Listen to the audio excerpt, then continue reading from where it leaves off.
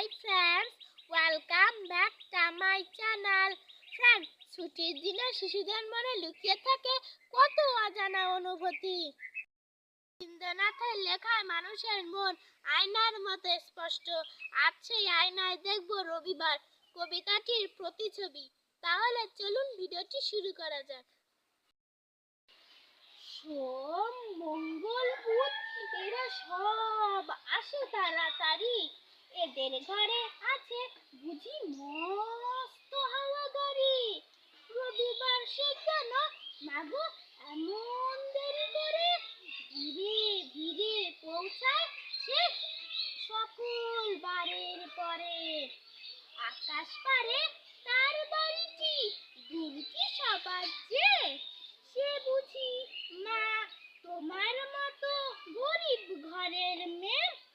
সোম, মঙ্গল, বুধের খেয়াল থাকবারই জন্যে বাড়ি ফেরার দিকে ওদের একটুও মন নেই। রবিবার থেকে যে এমন তারা করি, ঘন্টাগুলো বাজায় যেন ৮ ঘন্টা পরে। আকাশ পারে বাড়িতে তার কাজ আছে সবচেয়ে। সে বুঝি মা তোমার মতো গরিব ঘরের মেয়ে।